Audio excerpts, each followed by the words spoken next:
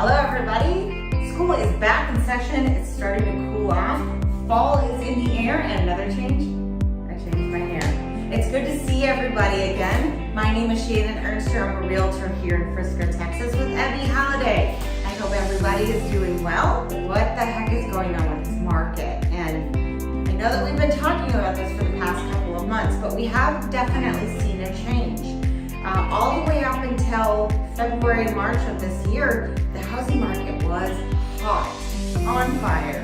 It was almost impossible to get your offer accepted if you were a buyer. This is great news if you were a seller. Your house was selling in 3 days for $150,000, $200,000 over asking price, no contingencies, full appraisal waiver. It was good times for sellers.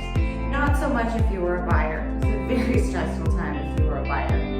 But as we all know, interest rates, they inched up a little bit, and that cooled off some of that frenzy as far as buyer demand goes.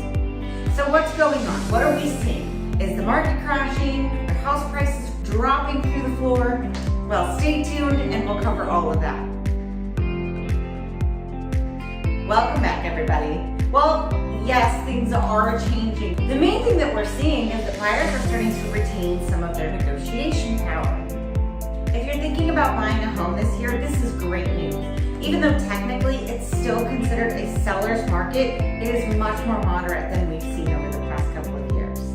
This is because the intensity of buyer demand is easing up and bidding wars are slowing down. If you are sitting on the sidelines, here are 2 trends that prove that now may be the best time to re-enter the housing market. Number 1, return of contingencies.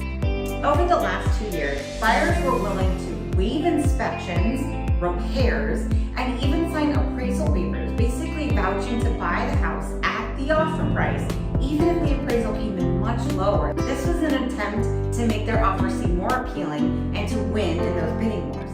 And even for some, that wasn't even enough. But now, because buyer intensity has slowed down due to increased interest rates, this is happening less and less, and fewer people are offering that. So that's not really something that you're going to need to offer in order to make your offer seem appealing. There's also more room to negotiate things such as terms, price, and repairs. I have good news for homeowners that bought in the city of Frisco, Texas last year. Even though we've been seeing homes sitting on the market for much longer than we're used to, and we're seeing price reductions sometimes multiple times on the same house, if you bought a home in Frisco, Texas this time last year, homes are still selling for 11.64% over what they were selling for at this point last year. So we can all breathe a huge sigh of relief. That is great news. If you bought this time last year, and even if you paid a little bit over what the home appraised for, you are most likely not in a negative equity situation. And positive trend number 2, if you're a home buyer right now, sellers are more willing to help cover closing costs. Now, closing costs are generally between 2 and 5% of the purchase price. And up until the pandemic, it was common to negotiate that the seller paid for some of these closing costs. The most popular one right off the top of my head is the title policy.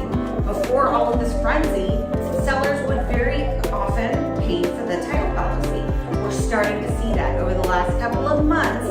I've seen many offers come through where the buyer is not willing to pay for that title policy, and yet the sellers are still accepting their offer anyway. Not only that, but they're also offering a certain percentage of the purchase price towards the closing costs of the home. In fact, a recent article from Realtor.com shows that 32% of the transactions that happened recently, the sellers covered some, if not all, of the buyer's closing costs. So this is really good news if you're a buyer planning to enter the housing market. For more information, go ahead and watch this video next. Well, I hope you found this information helpful. And don't forget to like and subscribe to my channel so that you can get notified whenever I upload a new video on tips, tricks, and all things real estate.